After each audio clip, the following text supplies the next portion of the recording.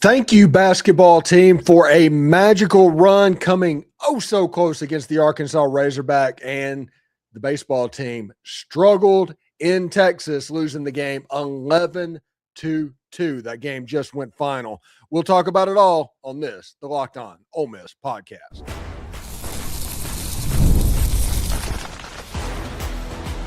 You are Locked On Ole Miss, your daily podcast on the Ole Miss Rebels. Part of the Locked On Podcast Network, your team every day. Welcome to the Locked On Ole Miss podcast, the most watched Ole Miss podcast out there. I'm your host, Stephen Willis, a 10-year veteran member of the national media with Yahoo Sports and a former Ole Miss staff member on the football side. We're part of the Locked On Podcast Network, now the number one sports broadcast network in America.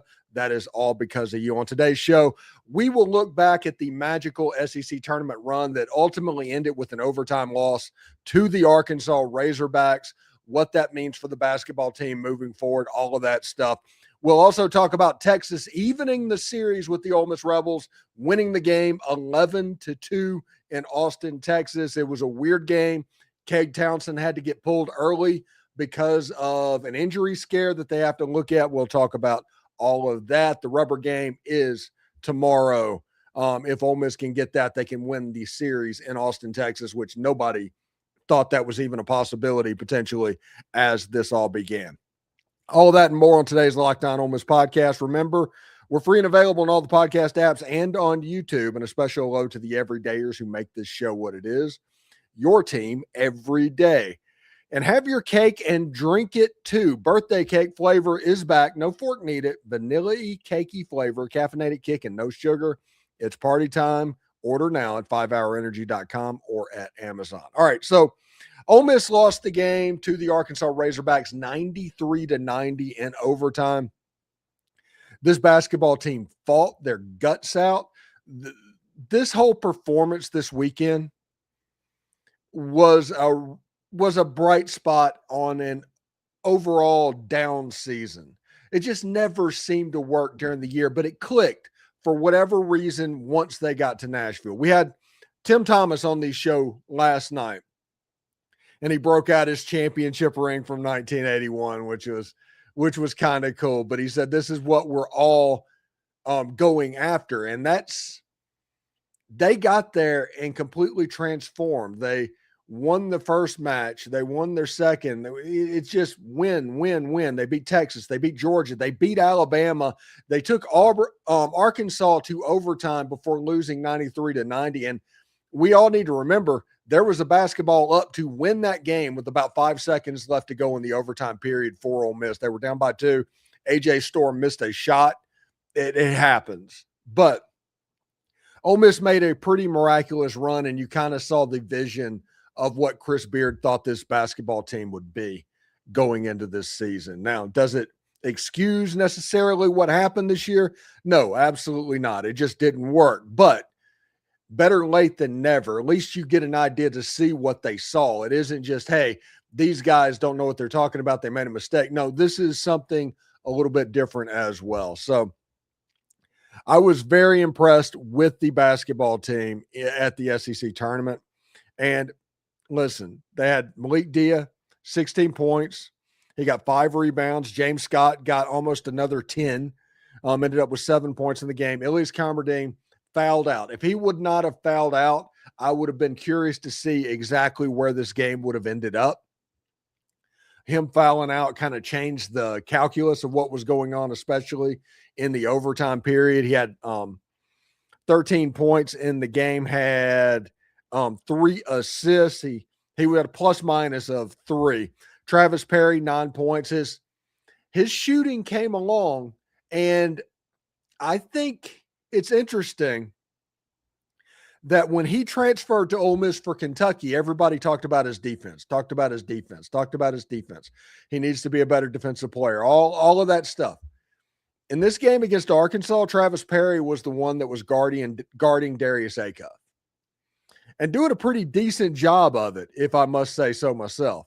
He only ended up with, he had 24 points in the game, but it was only 7 of 21 shooting. He was volume shooting in the game. He was 8 of 9 from the free throw line, and a lot of that was with Travis Perry guarding him. Now, Malik Thomas had 29 points. just dead-eye shooting. It was 7 of 8 from the line. Arkansas as a whole is very un-Calipari-like. Shot 75%. They were held to 31% outside the arc, and they had 46% shooting inside for 2-pointers, but a lot of those were on alley-oops and dunks over the course of the game. Ole Miss shot 50% for the game, 35 of 70, 31% from three-point range. They shot 78% free throw, and their largest run in the game was an 8-0 game. The game was tied a total of 5 minutes and 49 seconds. They trailed for the first time in the tournament for a total of 33 minutes in the game. They led for 5 minutes and 23 seconds. They didn't turn the ball over. They averaged about 1.1 point per possession. This is a basketball team that did pretty well. They had 31 rebounds in the game. To put that in perspective, Arkansas had 44. They got beat on the glass, which is a problem for this basketball team, and it's been a known problem for multiple years going on. But it is what it is. Ole Miss had the ball up with a chance to win the game with 5 seconds to go in the game. All right. In the third segment of this show, we're going to do three segments today. You have an opportunity to comment on what's going on. Please put where you're commenting from. I do want to shout you out and all of that. Arkansas played really well. They're a really good basketball team. I'm proud of the effort of Ole Miss in this tournament. And I'm not going to, take that away because of an overtime loss to Arkansas. So if anybody's tuning in expecting me to turn on the flamethrower, essentially, they're going to be sorely disappointed.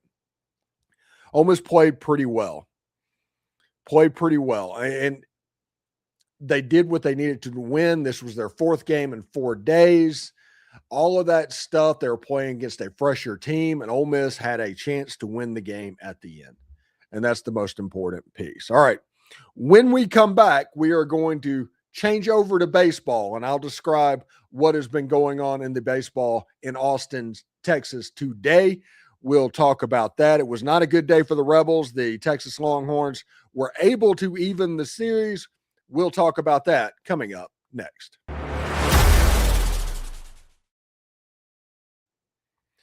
All right, today's show is brought to you by FanDuel. College basketball is nonstop, big games, tight spreads, momentum swings every single night from early tip-offs to late-night West Coast shootouts. There's always action on the board, and now FanDuel is giving you the way to turn that energy into a bigger potential win with college basketball parlay profit boost. You can build any college hoops parlay you want, rivalry games, ranked matchups, whatever fits your need. You can mix spreads, totals, and player props to match how you see the slate playing out. Then you can apply the profit boost and instantly bump up the potential payout. Go safe, go bold, ride with the team you've been following all season. It is your parlay, your style, now with more upside behind it. Head to FanDuel.com to get started. That's FanDuel.com.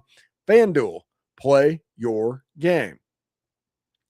And Coach Pay is giving Locked On College listeners a chance to win up to $2,000 credit for your business when you get started today. If you manage a crew, construction, HVAC, landscaping, any operation with trucks on the road, you already know how messy gas and material spending can get. Cards get shared, receipts disappear, and month end turns into an absolute headache. Coach Pay fixes all of that. Coach Pay is the modern fuel car and expense management tool built specifically for fleets. That's fuel, maintenance, and materials all in one car with real control and visibility. Every transaction shows up the moment it happens, no surprises. If somebody fuels up at an odd time or tries something outside of their limit, you'll know about that instantly with real-time alerts.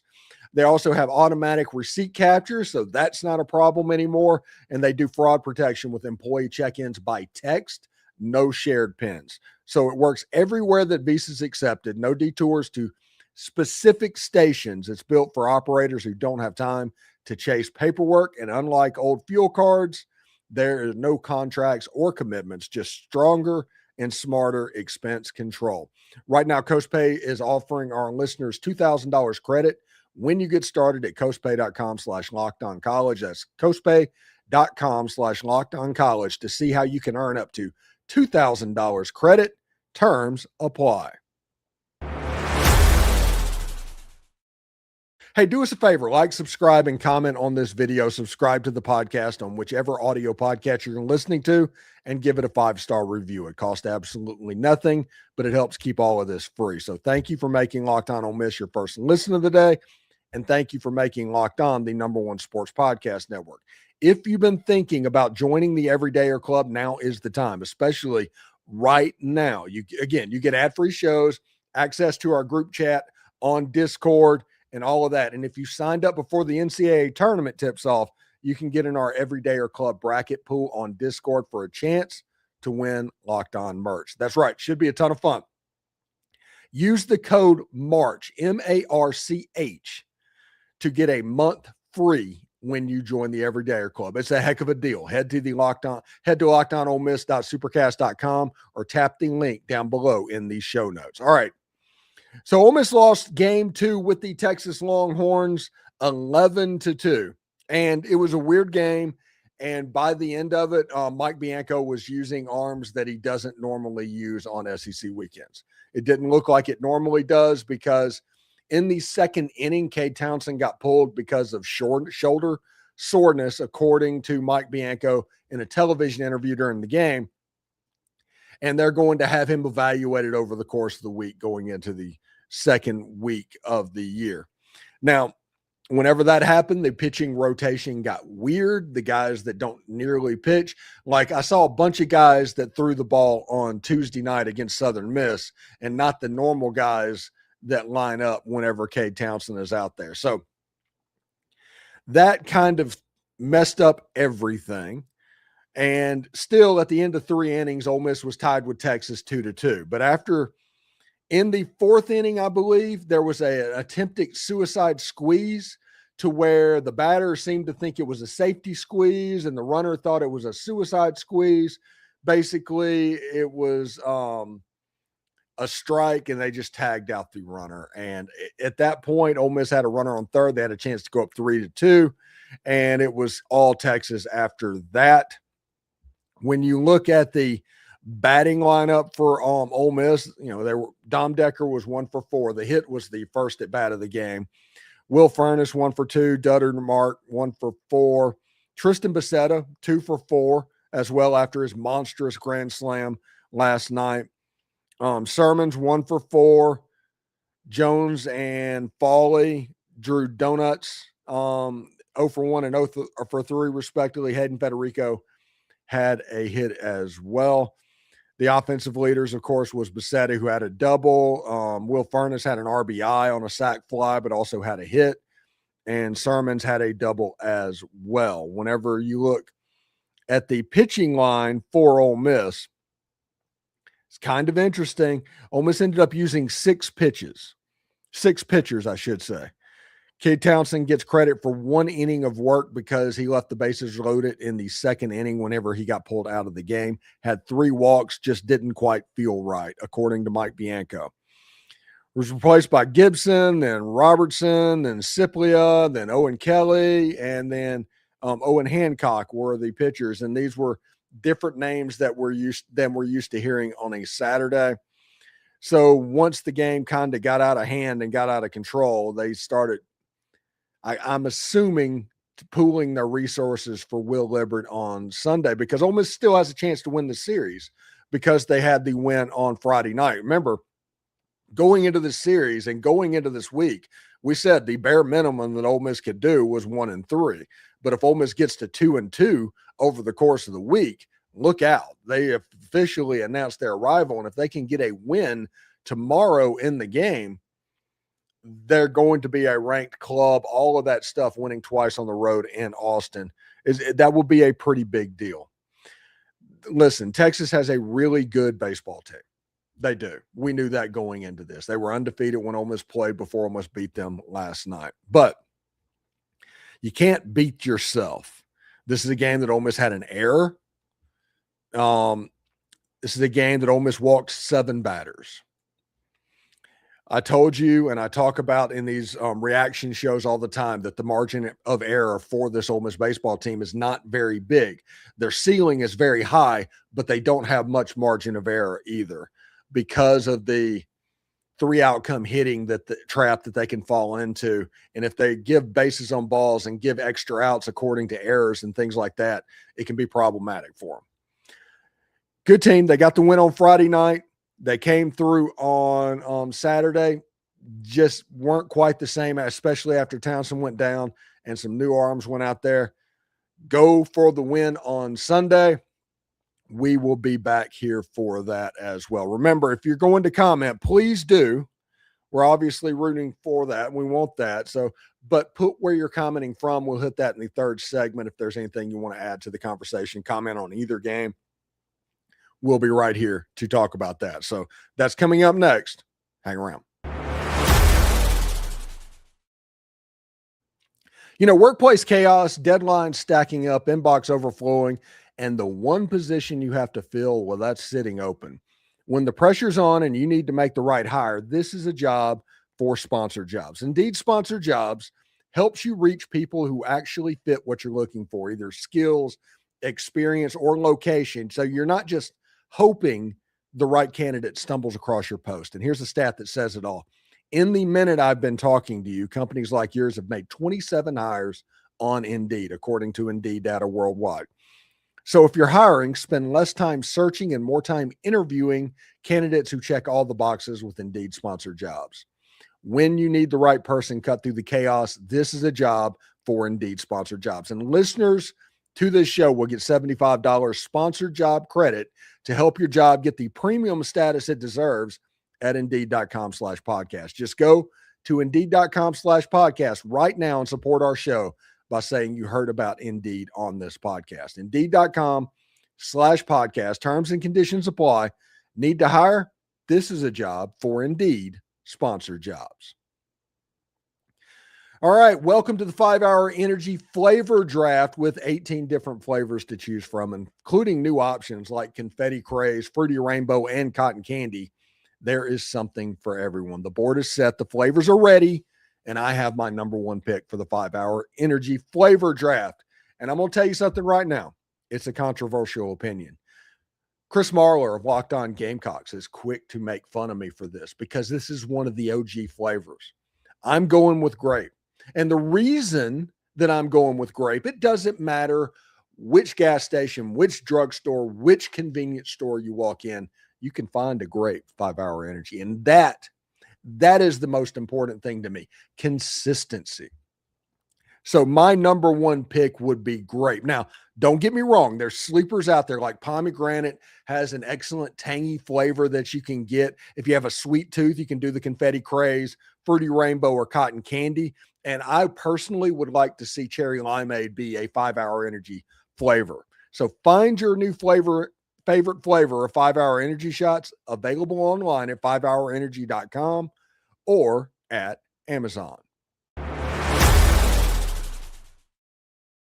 All right, so we're going to take some questions for a little bit before we get out of here. Listen, Ole Miss lost to Arkansas 93-90, ending their SEC tournament run. Played really well all weekend. Fantastic. Credit to them.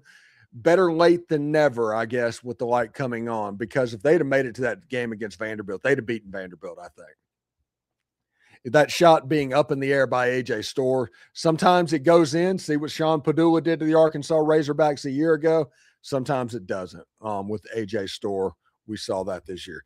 Texas came back on game 2 and took down the Ole Miss Rebels 11-2. Good baseball team. Ranked number 2 in the nation for a reason. The game's in Austin. And Cade Townsend went down with apparent shoulder soreness in this game. So, Rex Thompson says, nice run for the Rebels in the SEC tournament. So, I am really interested to see exactly how this springboards Ole Miss into 2027. Where this basketball team goes for next year. And if you're interested about that, if you want to see what happens, I think that Travis Perry turned into a dude. Him, Gardy, and Darius Acuff, for the majority of that game, man-to-man, that was his guy. Whenever defense was supposed to be his issue, that gives me a little bit of hope. Ilias Kamardine getting better over the course of the year to the point by the end, he was a very good player. He was the Batman on this team. AJ Storr, he was an NBA guy. I mean, he's not going to be back. He's going pro, and he's probably going to play a good bit of time at the professional ranks as well. Patton Pinkins, very, very good player. There's some building that needs to happen, but it's not something that is different. It's not something that is a bridge too far. Hugh Ellis says FanDuel released the college football over-under totals for 26. They have Ole Miss listed at 7.5 wins this year. Thoughts? Hugh, that'll be a show tomorrow. I think that is free money for everybody because I think that this is a sign that they just don't know, because the highest in the SEC is 9.5. And when was the last time the best team in the SEC won 10 games or 9 games? I think a lot of it they just don't know, but I think it is free money for Ole Miss because this is a more talented team than what they had a year ago in Oxford. But we're going to talk about that on tomorrow's podcast as well. We're going to talk on Monday about Trinidad Chambliss being robbed of an NCAA college football cover potentially, and we'll talk Tuesday about Ole Miss having the goods on other schools. I mean, we got some stuff coming up. All the conflict leading into spring football practice, which will start, I think, a week from Monday. Potentially pro day is Wednesday. So that'll be a story a little bit as well, but it is getting close to go time for spring football. And I could not be more excited about that. We're going to talk about all of that stuff. We're going to have some fun. We're going to bring some conflict into it, especially with the media civil war that is happening in Baton Rouge as we speak. Them desperately trying to get the lawsuit dropped and trying to put the social media pressure on what's going on. But hate to break it to you, that they kind of want this pressure. So we'll see exactly how that goes. There's a lot of stuff coming up, and it's about to get really interesting. Spring practice is going to go to about April 30th. Then you have May and June, which is off-season Locked On Ole Miss podcast. Now, as we get closer to football season, our Everydayer Club members and All Access tier members are going to get a little bit more once we kind of figure out exactly which direction that's going to go. So that's going to be for the All Access tier and the Everydayer tier, which you can sign up for on the link down below by using the promo code March, and you can get a free month. And you can see what's going on. Basically, we have generally videos from Dalen Flowers, Corey Burton, and Mike Huseman, and myself. Daily email goes out during weekdays. Pretty interesting stuff, but we're going to find new and different ways to use that as well. All of that for you. We're trying to, reimagine how stuff is distributed to fans. Our whole goal is to make this more fun for fans. And we're going to distribute content that way. We're maybe not too much. Maybe it's going to be extremely slanted one direction, but we're going to try and figure out how to please the most fans at once. So we'll see how that goes. Thanks for tuning in today to the Locked On Ole Miss podcast. We're going to continue to talk about this basketball team. I think we're going to have Tim Thomas on over the course of the week and kind of put a bow on this whole season. So make sure you subscribe and follow the show so you get all the latest episodes. We're on all of the social channels, so check that out as well. And if you never miss an episode, the Everydayer Club is built for you. Get Locked On Ole Miss ad-free, plus members-only Discord access, and more. Head to lockedonolemist.supercast.com to join the club. Remember, promo code March, and you get it for a month free. So remember that. For those of you on video, we're going to send you the first ever 24/7 National Locked On Podcast Network YouTube channel. On audio, make sure you check out a second listen with Locked On College Football. Hotty toddy, everybody. This basketball season's ending, but the news most definitely is not. We'll talk to you tomorrow. Hotty toddy.